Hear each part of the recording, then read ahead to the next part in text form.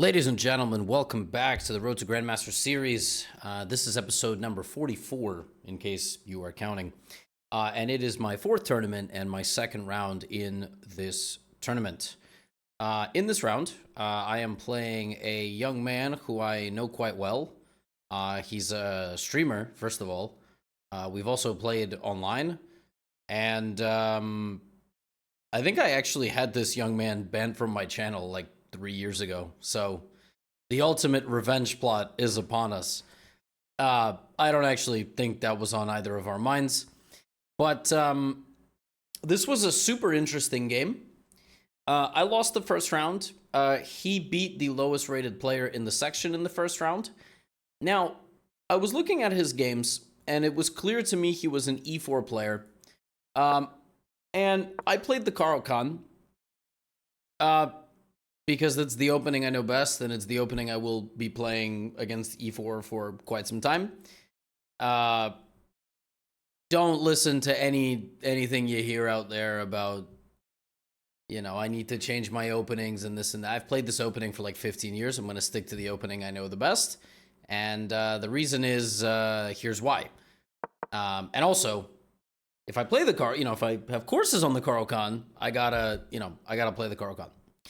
So he played e5. This is like the third or fourth time maybe on this channel that I faced the advanced variation. It's clear that it's the best at the high level. I've played some games in bishop f5. I've played a couple of games in c5. Might even be like fifth game maybe in the advance. This game I went bishop f5 and I predicted the opening that he would play, which is pawn to h4. So I had a game against Maxim Novik in pawn to h4. And in that game, I went h5. I tried something. I tried an idea that was kind of bad. Like, it was a good idea. I just played it poorly. For this game, I prepared something, which he told me after the game. It was the one thing he did not look at, which is nice. There are many, many moves here. H5 is the most common, and there's some theory there. I played a6. Now, I would have been really impressed if he could have, expected this. But again, the reason why I'm sticking to the Caro-Kann and for foreseeable future, there's many, many, many lines. And judging from his time spent on the next move, he obviously did not, he did not feel exactly comfortable. Now, there are many lines here, but according to the computer, the best way to deal with a6 is to expand here. But after that, it's really hard to play with white unless you know all the best moves. And there are many lines of moves that are like 12, 13, like white has to play perfectly. Now, he played h5. I had looked at some of his games, and he never played h5. So when he played it over the board, part of me was like, uh-oh. But then I went c5, and here he thought, for 7 minutes before taking my pawn. And basically, black relies here on the fact that white's pawns are sort of stupid now. They're kind of like all over the place. And so I played knight c6, and I attacked the pawn on e5. And here he played knight to f3, which is not a move that I actually prepared, which is sort of hilarious because it's, you would think, well, it's very natural to develop. Well, the thing is, knight f3 does not pair with h5. So if you look at this position with an engine, it'll never suggest knight f3. It's suggesting a bunch of other moves, which I'm not going to talk about because that would be kind of spoiling my analysis. And there's like, against knight f3, he played it and I was like, okay. So here I was considering e6 and queen c7. I spent a little bit too much time here, and this has been a theme this tournament. I mean, I'm just too slow. Like, you don't need to spend 10 minutes to play this move. I don't even know where the 10 minutes went. I think that's kind of life with ADHD. And the thing is, I think chess also brings out more of my anxiety. Like, I'm an anxious person. And I feel like sometimes I sit there, I look at the clock, I'm like, where the hell did 10 minutes go? So I played e6. Actually, for a little while, I was calculating knight h4. I thought this move was, like, not that stupid. I mean, it's pretty stupid, but okay. For a couple of minutes, I was like, can he get my... Like, I was trying to, like, figure out whether it, my bishop is stuck or not. For example, it looks like I'm getting trapped. Like, it looks like I'm trapped. I'm not, because I always have counterplay with, like, queen b6. So e6, bishop e3. And something really funny about this position. I was actually expecting him to play pawn c3. So here's something very hilarious about this position. This is the kind of stuff that you don't find anywhere except on this channel. In Italy, I played this exact position, except with one huge twist, okay?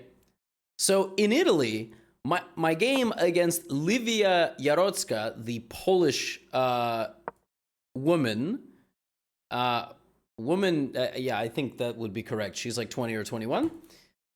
So that game went c5, knight f3, bishop g4, dc, knight c6, c3, e6, bishop e3, a6, right? This is the game against the woman from Poland. So in that game, she played knight bd2. But the game that I have right now is this. So basically, it's as if I played the woman in Poland, and then in this position, instead of knight bd2, she played h2 to h5 in one move. She illegally teleported her pawn to h5. And I couldn't understand if this was good for me or bad for me.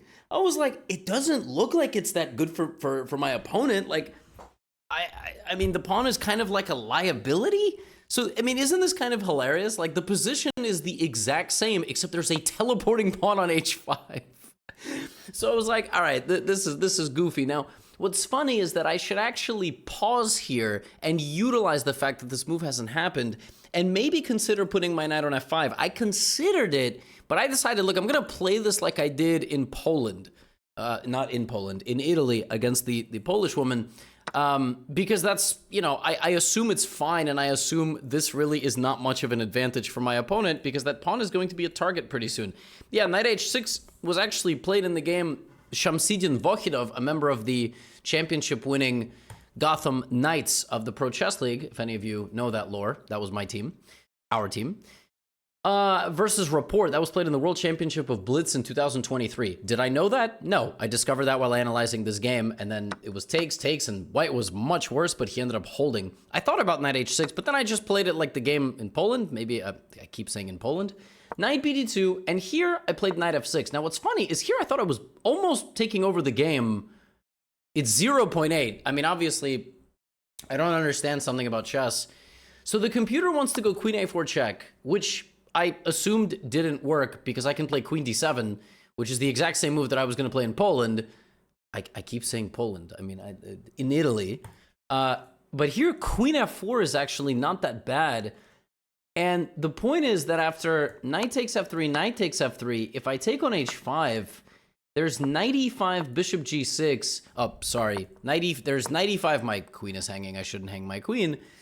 And then the queen actually can go back to a4 in many positions, and also there's g4, which does not exist in the previous edition because there's a pawn on h2. So it's kind of hilarious, not to mention that here I just straight up lose material.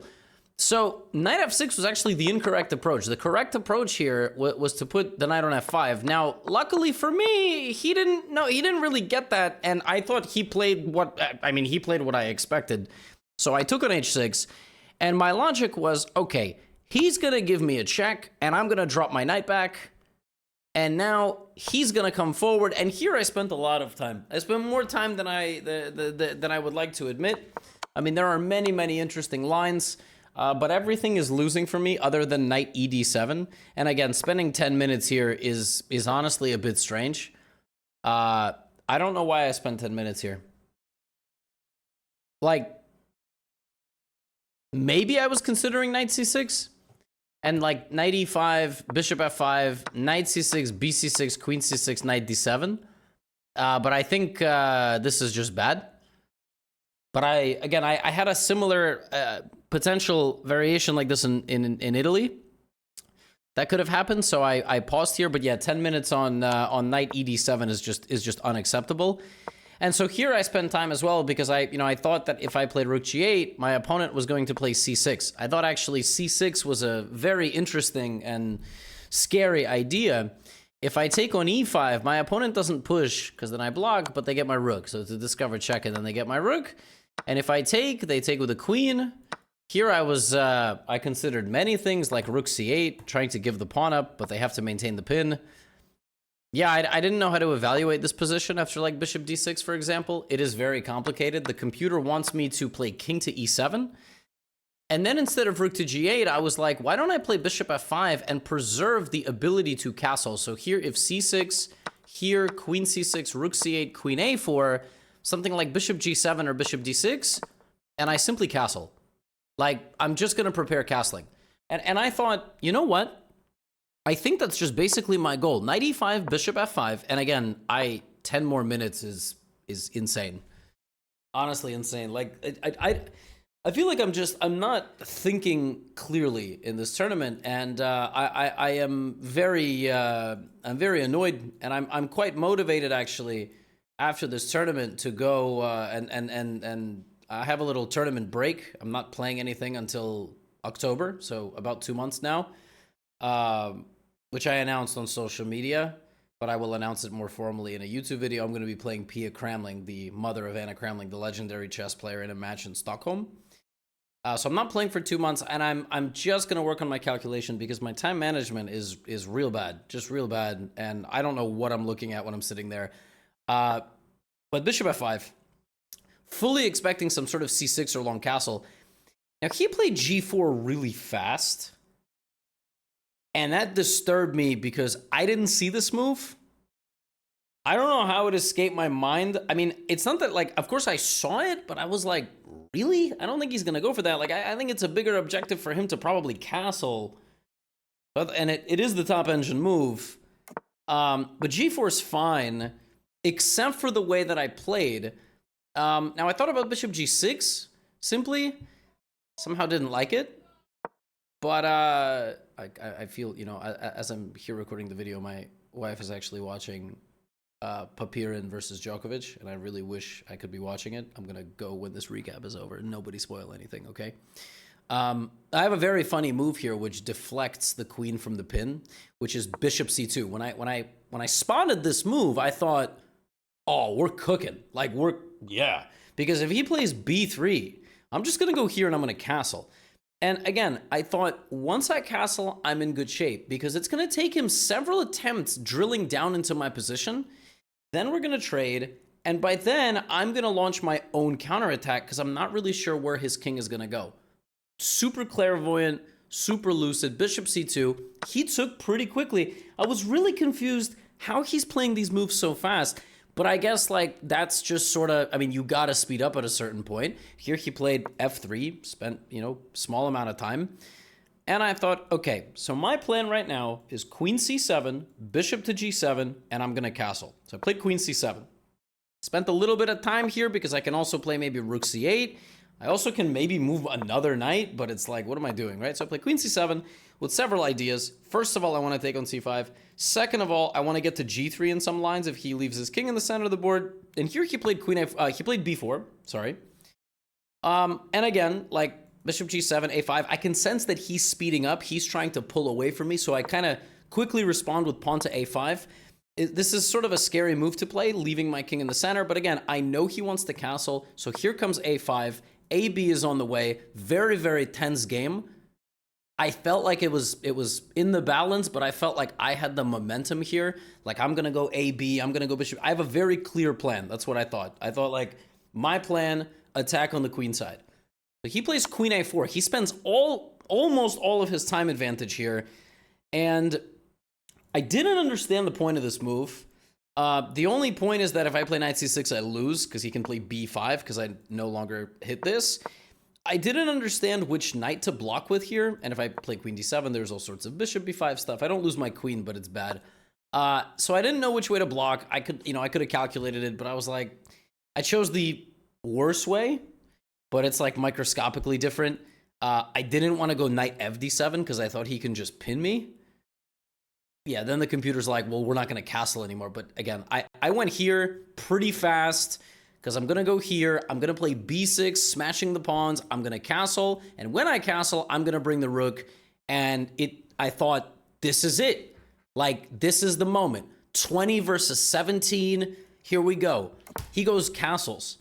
I quickly play bishop g7. This has been my plan. He can't take on h6 because this move is not in the spirit of the position. I plot my queen in. That was the whole reason I went there. And then I'm going to castle or even keep my king in the center. And then my attack rages forward. So bishop g7. Again, to spend 5 minutes here, I don't really know what I was calculating, to be honest. I think what I calculated here was dropping my queen back and threatening to take on b4. Like, stopping bishop g7 and doing that. I also was maybe a little bit concerned that after bishop g7, he could maybe, like, attack me somehow.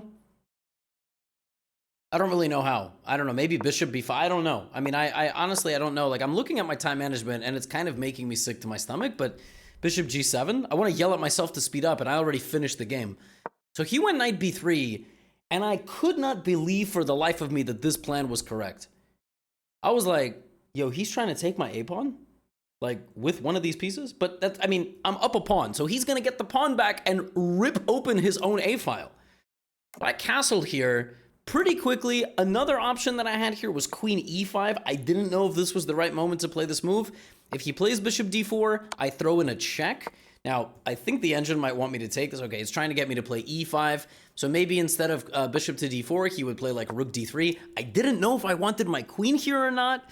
So this is the thing, like with 12 minutes on the clock, I can't really work out all of the details between queen e5 or castling. The engine also likes d4, which is, I can't even begin to, what? I mean, no human being plays d4 there. So I castled, and here, 10 minutes on the clock, I'm thrilled. Because I don't understand what he's trying to do. I don't get it. I'm like, if he goes knight a5, I'm going to go b6. Like, he can't take. Queen c6, I'm going to go queen e5. I attack the bishop, I attack the pawn, I attack the knight. The game is over. Castles. Full of confidence. I've done my job. Rook c8, b6, a takes b4. The attack is incoming. There's nothing he can do. He takes on a5. And I sit back and I'm like, yo, he has doubled c-pawns and doubled a-pawns. There is no way this is good for him. And I realized he missed that I can play b6 anyway. That's a pretty nasty move. The point is, if cb, easy, queen c3. If ab, attacking my queen before I take his, I play this anyway. He can't take because check and I win his queen. And anywhere he moves, like here, I can take, I play knight a4. His position is disintegrating. And when I saw this little line here, I was so happy. I was like, b6. You know, I looked at AB, CB, C6 against C6. I was going to go knight C5. And if AB, I can actually take the queen, which is nuts. And then I can take on C3, and his pawns are not going anywhere, which is bananas. Another move after C6 that I thought I could play. I don't know what I thought I could play. But yes, knight C5 was one of the ideas. Here he played a move which, given how much time he had spent after b6, I could tell something went wrong. This did not feel in the style of the position. He just played a bunch of moves, committing completely to the queen side, and now he decides to take on h6. And I've got 8 minutes. So I'm sensing weakness. And what I decided here is like, I gotta go now. I need to go right now.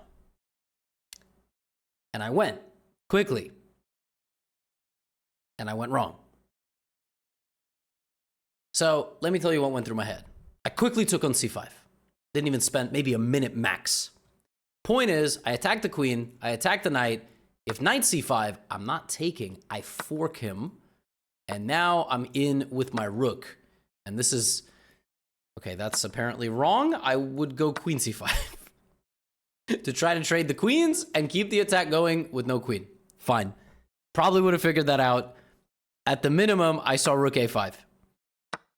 And I was like, if he moves the queen anywhere, I'm going to take on b3, and then I'm just going to attack his king. So I played this move, and I'm sitting there.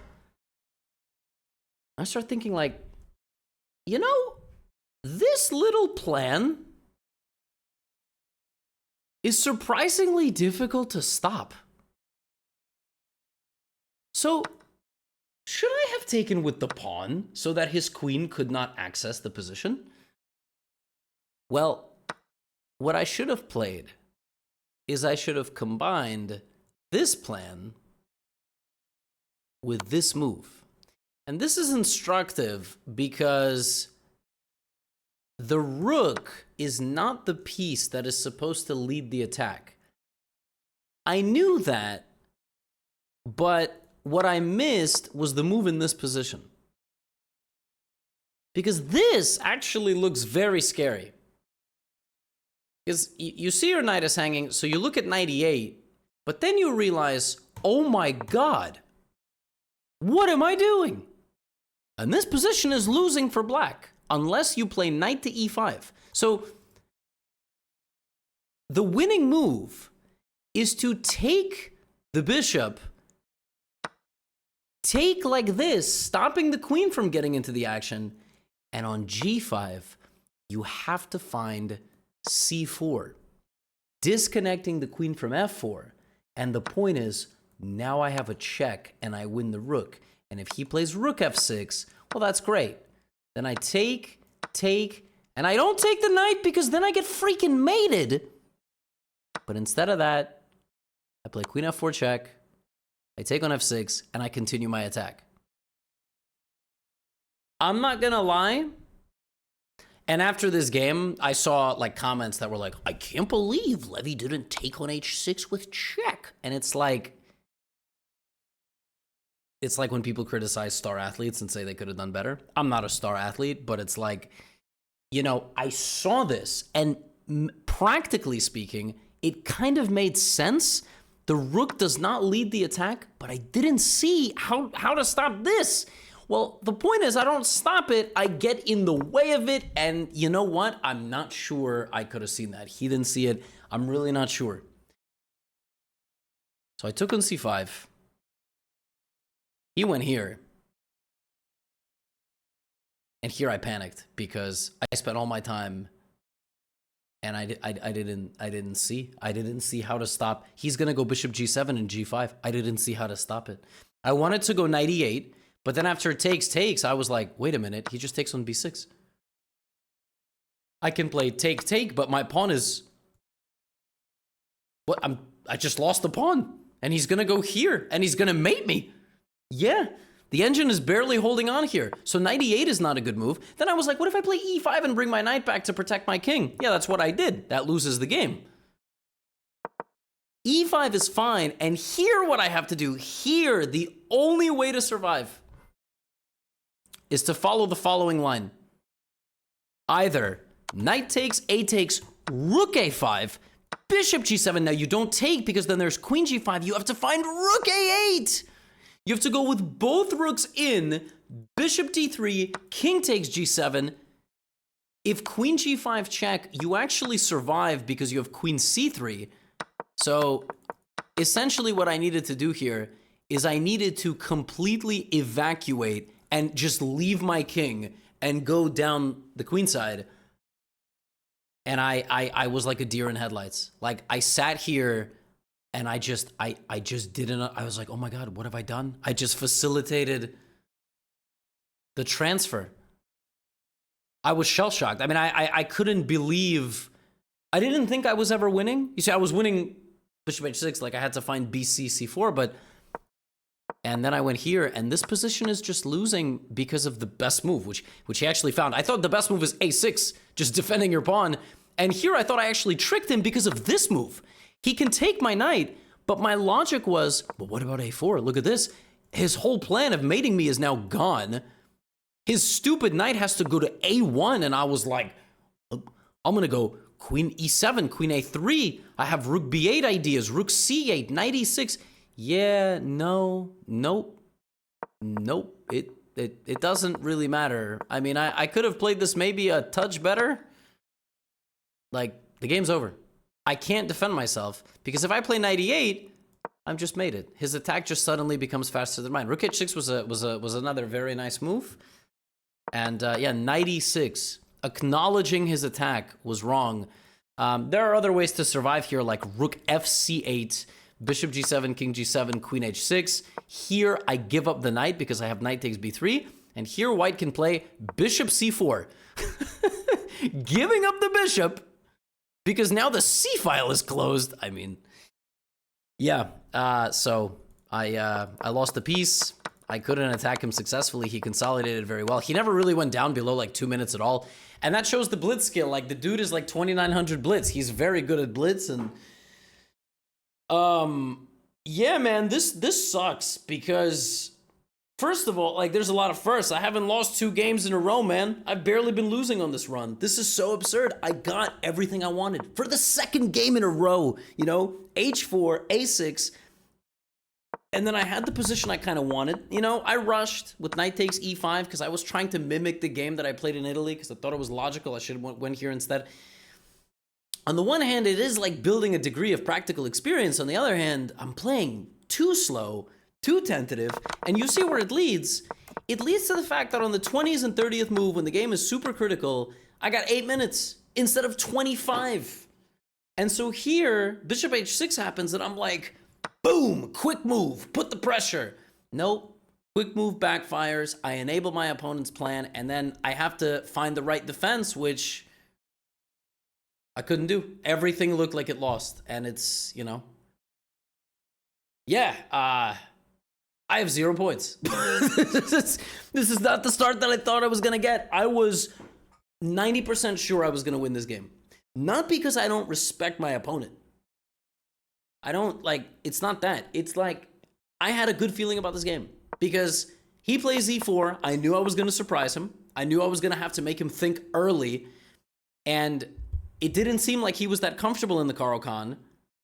And, you know, in many ways, I was right. But then I just didn't play great. Like, then I played slowly. And I matched his time spend. And then, you know, even though I did make some nice decisions and I got all the winning chances in the world, with like, oh, I mean, look at this position. It's an amazing position, but why do I have 17 minutes on the clock? Like, I gotta have 35. So, yeah, ultimately it comes back to bite, and he just outplayed me down the stretch. What can I say? Queen d4, this whole maneuver. And I have no points. I have 0. That is bananas, you know?